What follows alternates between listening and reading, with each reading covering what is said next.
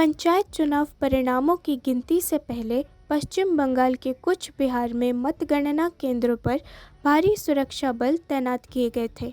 विशेष रूप से कथित धांधली और बूथ कैप्चरिंग के आलोक में 8 जुलाई को मतदान रद्द घोषित किए जाने के बाद 696 बूथों पर पुनर्मतदान हुआ।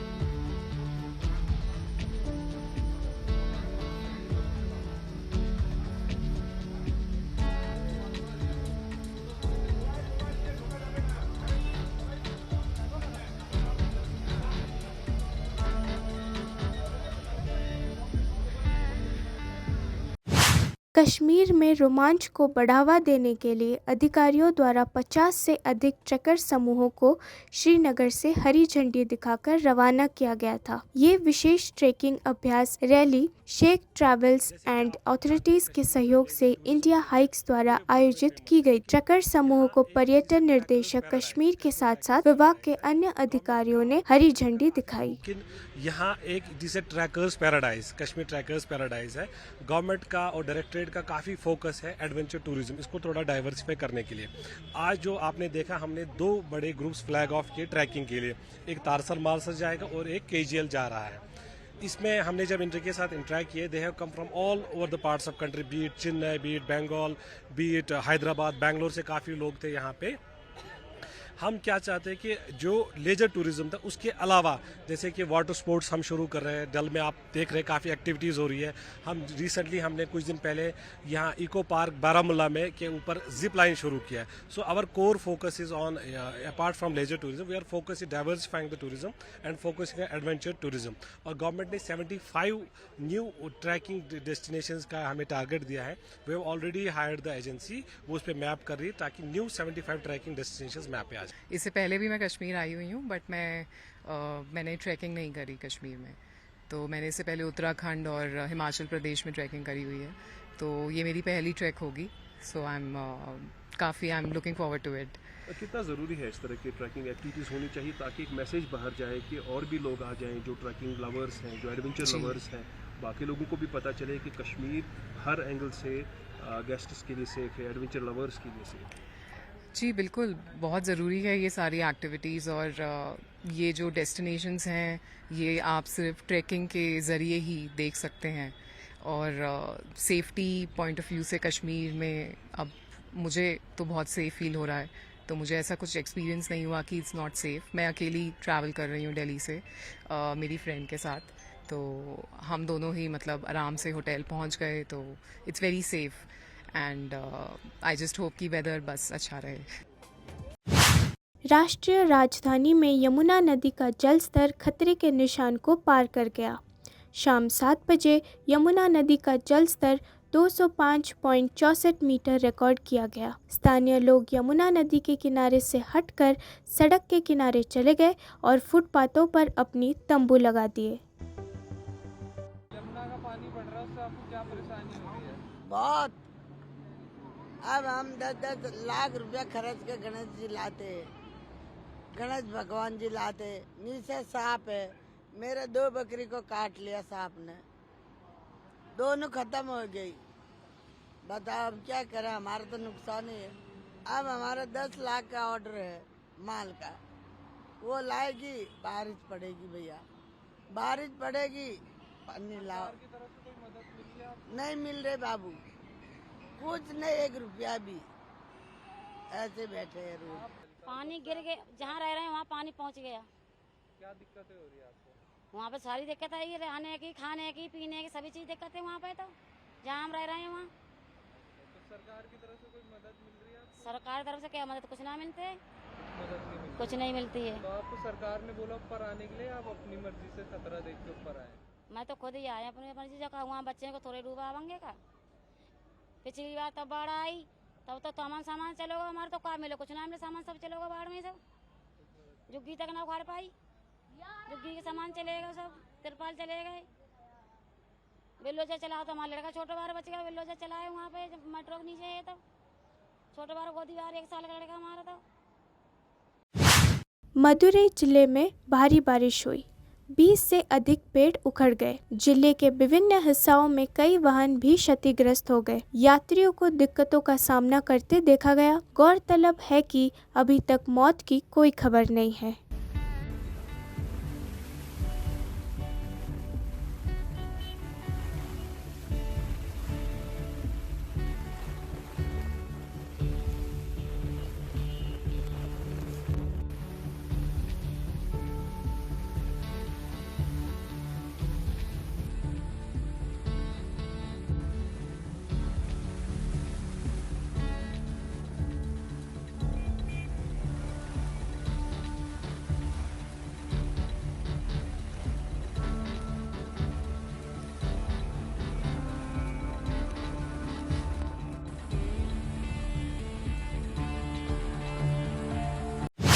राष्ट्रपति द्रौपदी मुर्मू ने आज राष्ट्रपति भवन में आगंतुक सम्मेलन को संबोधित करते हुए शैक्षणिक संस्थानों में आत्महत्या की घटनाओं पर चिंता व्यक्त की।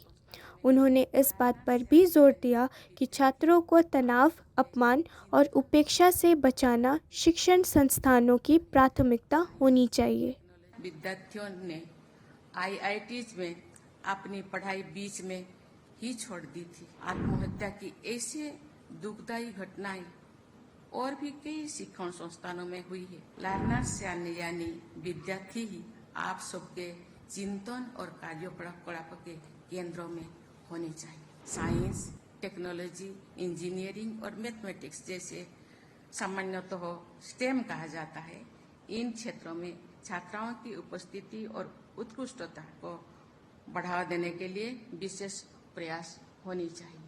उच्च शिक्षण संस्था के इस क्षेत्र में महिलाओं का नेतृत्व और भी अधिक प्रभावी सिद्ध हो सकता है।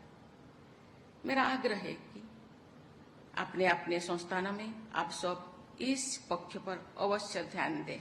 केंद्र सरकार द्वारा वर्ष 2019 में 2 वर्षों के आंकड़ों के आधार पर किए गए एक विश्लेषण से एक ज्ञान हुआ है कि लगभग 2500 विद्यार्थियों ने आईआईटीज में अपनी पढ़ाई बीच में ही छोड़ दी थी।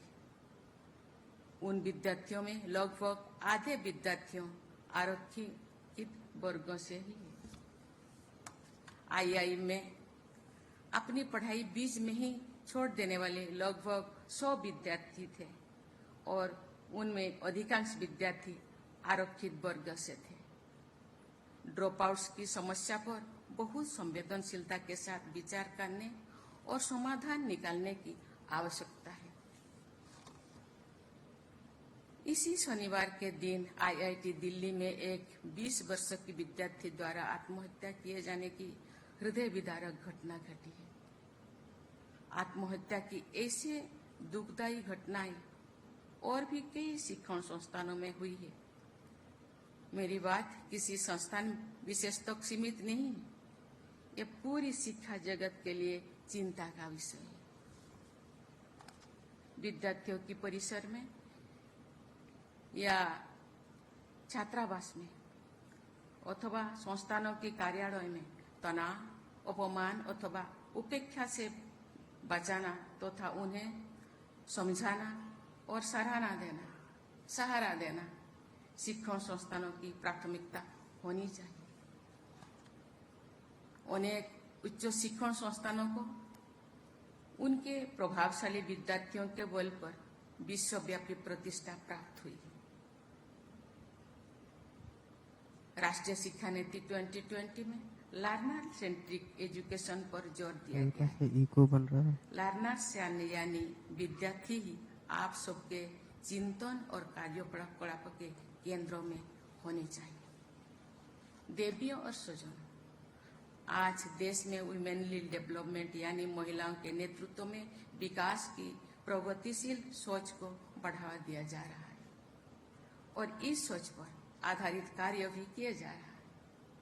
केंद्रीय शिक्षण संस्थान के विजिटर्स नॉमिनी को नियुक्ति करने में महिलाओं को बन रहा है इको स्थान देने पर विशेष ध्यान दिया जा रहा है। हर भारतवासी को, विशेषकर महिलाओं को, इस बात पर गर्व होनी चाहिए कि विश्व की पहली महिला वाइस चांसलर नियुक्ति करने का गौरव हमारे देश को ही जाता है। श्रीमती हंसा मेहता ने बड़ौदा विश्वविद्यालय की वाइस चांसलर के रूप में एक अच्छे विश्वविद्यालय को विकसित करने का इतिहास रचा है। उनका उदाहरण सभी वाइस चांसलर्स तथा डायरेक्टर के लिए अनुकरणीय है। विश्वविद्यालय के दीक्षांत समारोह में मैंने देखा है कि अवसर मिलने पर हमारी बेटियां बेहतर प्रदर्शन करती हैं। टेक्नोलॉजी इंस्टीट्यूट्स में भी बेटियों की भागीदारी बढ़ रही है। साइंस, टेक्नोलॉजी, इंजीनियरिंग और मैथमेटिक्स जैसे सामान्यतः स्टेम कहा जाता है, इन क्षेत्रों में छात्राओं की उपस्थिति और उत्कृष्टता को बढ़ावा देने के लिए विशेष प्रयास होनी चाहिए। मैं समझती हूँ कि उच्च शिक्षण संस्था के इस क्षेत्र में महिलाओं का नेतृत्व। महाराष्ट्र के उप मुख्यमंत्री अजित पवार और देवेंद्र फडणवीस देर रात बैठक के लिए मुख्यमंत्री एकनाथ शिंदे के आधिकारिक आवास पर पहुंचे। बीच में एनसीपी को विभाजित करने और 8 वरिष्ठ विधायकों के साथ महाराष्ट्र में शिवसेना भाजपा गठबंधन में शामिल होने के बाद अजित पवार ने उप मुख्यमंत्री पद की शपथ ली।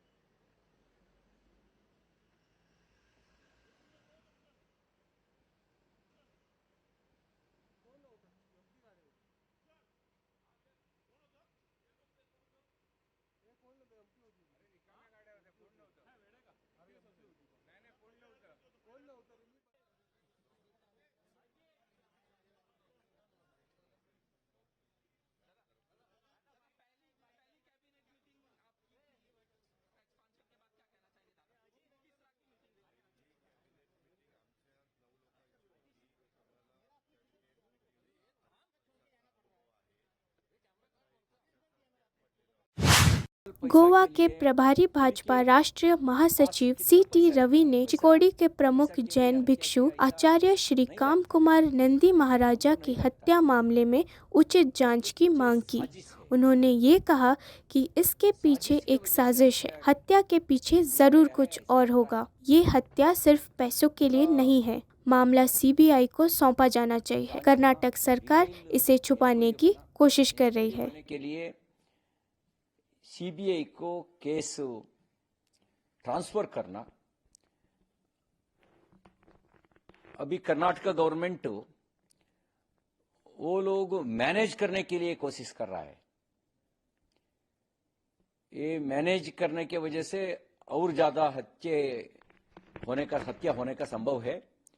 मैनेज करना बंद करिए, सीरियस इंक्वायरी करना, उसके पीछे कौन कौन है, साजिश क्या है, किसके वजह से जैन मुनि जी का हत्या किया है, पूरा बाहर आने के लिए सीरियसली इंक्वायरी होना। इसके लिए केवल सीबीआई को सीबीआई के देना है तो पूरा साजिश बाहर आता है। कांग्रेस का सरकार कर्नाटक में है, वो लोग तुष्टीकरण का राजनीति कर रहा है। तुष्टीकरण का राजनीति की वजह से सही इंक्वायरी हो नहीं सकता, न्याय नहीं मिलेगा। न्याय मिलेगा सीबीआई इंक्वायरी की वजह से। सीबीआई को केस ट्रांसफर करना हम लोग डिमांड करता है। आज सेशन के अंदर भी, हम सेशन के बाहर भी जैन मुनि जी का हत्या खंडन करके हम लोग प्रोटेस्ट करेंगे। एक ही डिमांड है सीबीआई को।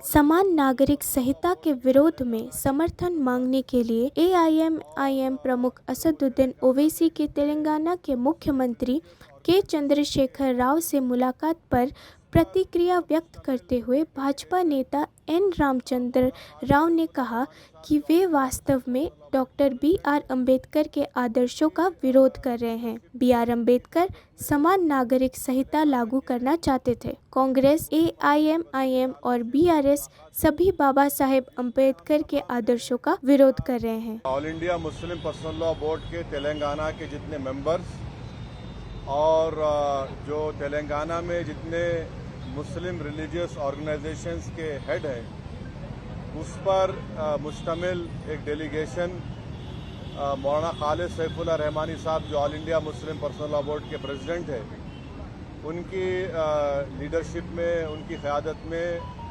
तेलंगाना के मुख्यमंत्री वज़ीर आला से हमारी मुलाकात हुई, जिसमें हम तमाम ने जनाब के चंद्रशेखर राव साहब से इस बात का मुतालबा किया, इस बात की गुजारिश की कि बीजेपी हुकूमत की तरफ से, नरेंद्र मोदी की सरकार की तरफ से जो UCC लाने की बात की जा रही है, हमने तेलंगाना के मुख्यमंत्री और वज़ीर आला से ये कहा कि आप उसका अपोज करिए, उसकी मुखालिफत करिए। हमने चीफ मिनिस्टर को इस बात का याद दिलाया कि पिछले 10 साल से तेलंगाना स्टेट में उनकी सरकार है, स्टेट में पीस बहुत स्ट्रांग हुआ है, अमन मजबूत हुआ है। हमने चीफ मिनिस्टर को और BRS के प्रेसिडेंट को ये भी बात याद दिलाई है कि पूरे मुल्क में अगर किसी असेंबली में CAA NPR NRC के खिलाफ एक रेजोल्यूशन पास हुआ था, वो तेलंगाना के असेंबली में सबसे पहले हुआ था। और हमने चीफ मिनिस्टर को अपने रिप्रेजेंटेशन में ये बात दिलाई कि जब CAA का रेजोल्यूशन तेलंगाना में असेंबली में पास हो रहा था, तो उस वक्त BRS की हुकूमत ने, सरकार ने उस रेजोल्यूशन में प्लुरलिज्म और सेकुलरिज्म की बात की। तो हमने चीफ मिनिस्टर को ये बावर किया, ये इम्प्रेस किया कि UCC हमारे देश के प्लुरलिज्म के लिए एक अच्छी बात नहीं है, सेकुलरिज्म के लिए अच्छी बात नहीं है। हमने चीफ मिनिस्टर से all India Muslim personal law board ने जो लॉ कमीशन को, जो all India Muslim personal law board ने एक नोट दिया है जो 74 पेजेस पर मुश्तमिल है, उसके इम्पोर्टेंट पॉइंट्स हमारे प्रेसिडेंट मौलाना खालिद सैफुल्लाह रहमानी साहब उनको बताए हैं कि कैसे बीजेपी UCC के नाम पर इस मुल्क के प्लुरलिज्म और सेकुलरिज्म को कमज़ोर करना चाहती है। हमने BRS के प्रेसिडेंट, वो तेलंगाना के चीफ मिनिस्टर को भी बताया कि सिर्फ ये मुस्लिम माइनॉरिटी का मसला नहीं, ये क्रिश्चियंस का भी मसला है। ये मसला ट्राइबल से भी जुड़ा हुआ है, और सिर्फ नॉर्थ ईस्ट के ट्राइबल नहीं है, तेलंगाना में ट्राइबल है, मध्य प्रदेश में ट्राइबल है, छत्तीसगढ़ में ट्राइबल है, गुजरात में ट्राइबल है, राजस्थान में ट्राइबल है। उनका एक कल्चर है और उसका तहफ़्फ़ुज़ करना, और ये सिर्फ ट्राइबल नहीं बल्कि हमारे हिंदू भाइयों के लिए भी ये चीज़ अच्छी नहीं होगी, क्योंकि हिंदू अनडिवाइडेड फैमिली के तहत 3000 करोड़ का टैक्स रिबेट हमारे हिंदू भाइयों को मिलता है। 2015 के इनकम टैक्स के फिगर्स हैं, और अगर UCC आएगा तो Hindu succession act, Hindu marriage act, ये तमाम चीज़ें ख़त्म हो जाएंगी। तो ये मुल्क के लिए ठीक नहीं है। हमारे मुल्क का प्लुरलिज्म हमारे मुल्क की खूबसूरती है, और भारत के प्रधानमंत्री को प्लुरलिज्म से एलर्जी है, वो प्लुरलिज्म को पसंद नहीं करते। हमने चीफ मिनिस्टर को के चंद्रशेखर राव के बताया कि भारत के प्रधानमंत्री बोलते कि एक घर में 2 कानून कैसे होगा। तो आज आप देखिए कि भारत के प्रधानमंत्री ने गलत कहा, मिसगाइड किया पूरे नेशन को। हमारे मुल्क में CRPC हर स्टेट में अलग है। हमारे मुल्क में 2 कानून है। अगर आप देखेंगे तो नागालैंड में CRPC का अभी तक इम्प्लीमेंटेशन नहीं हुआ। हमारे देश में अगर आप कोई बड़े बड़े मल्टीनेशनल कंपनीज है, उनका आर्बिट्रेशन की हमने सहूलत दी कि वो सिंगापुर जाकर आर्बिट्रेशन करा सकते। तो ये बात कहना प्रधानमंत्री का बिल्कुल गलत है। प्रधानमंत्री प्लुरलिज्म को पसंद नहीं करते। तो ट्राइबल का मसला है, सिर्फ नॉर्थ ईस्ट के ट्राइबल का नहीं है। अमित शाह अगर ये नागाज को बोल रहे हैं कि नहीं हम ट्राइबल्स को लॉ कमीशन एक्सेप्ट करेगा, तो फिर छत्तीसगढ़ के ट्राइबल का क्या होगा? तेलंगाना के ट्राइबल का क्या होगा, झारखंड के वो टेनेंसी लॉज का क्या होगा, छत्तीसगढ़ के ट्राइबल्स का क्या होगा। तो ये भारत की खूबसूरती, उसका प्लुरलिज्म है, उसकी डाइवर्सिटी है, जो आरएसएस और बीजेपी को पसंद नहीं आती है। तो इसलिए हम सीएम से बात किए और चीफ मिनिस्टर ने साफ और वाज़े अल्फाज में, in clear cut terms, chief minister ने कहा कि बीआरएस पार्टी यूसीसी का अपोज करेगी। बल्कि चीफ मिनिस्टर आगे बढ़ के ये बात कहे हैं कि वो लाइक माइंडेड पार्टी से भी बात करेंगे। हमसे भी कहा कि हम भी जाकर लाइक माइंडेड पार्टी से बात करें। मैं तेलंगाना के डेलीगेशन के बिहाफ पे तेलंगाना के सीएम का शुक्रिया अदा करता हूं कि उन्होंने इन नो क्लियर का, बल्कि क्लियर कट उन्होंने कहा कि हम यूसीसी का अपोज करेंगे। और देश में बहुत ज्यादा दूसरे मसाइल हैं और उन मसाइल पर बीजेपी नाकाम साबित हो रही है, इसीलिए बीजेपी ये सब चीजें देश के सामने ला रही है। तो हम उनका शुक्रिया अदा करते हैं। उनकी पार्टी की तरफ से भी एक प्रॉपर, मेरे ख्याल से आप लोगों को स्टेटमेंट भी आएगा। और मैं आपके जरिए से हमारे आंध्र प्रदेश के हमारे दोस्त जो चीफ मिनिस्टर जगन मोहन रेड्डी है, उनसे भी मैं अपील करूंगा कि जगन मोहन रेड्डी के हम आंध्र की पॉलिटिक्स को समझते हैं, मगर हम उनसे अपील कर रहे हैं कि वो उनकी पार्टी यूसीसी का अपोज करे। जो पार्टी प्लुरलिज्म को मानती है, जो भारत के डाइवर्सिटी को मानती है, जो भारत एक मोज़ाइक है उसको मानती है, तो उनको यूसीसी को अपोज करना है। और अगर जगन मोहन रेड्डी टाइम देते हैं तो हम भी जाकर जगन मोहन रेड्डी से मुलाकात करेंगे। इस मीटिंग में और भी दूसरे इश्यूज भी उठे, माइनॉरिटी वेलफेयर के ताल्लुक से, ओवरसीज स्कॉलरशिप के ताल्लुक से, वक्फ प्रोटेक्शन के ताल्लुक से, ओल्ड सिटी में मेट्रो के ताल्लुक से, साथ ही साथ माइनॉरिटी फाइनेंस कॉरपोरेशन में जो लोन्स हैं, इंडिविजुअल लोन्स जो देना बंद किए हैं, तो चीफ मिनिस्टर ने कहा कि 4-5 दिन के अंदर वो एक 230 करोड़ रिलीज करेंगे, जिसमें ओवरसीज स्कॉलरशिप जो रुकी हुई है और दूसरे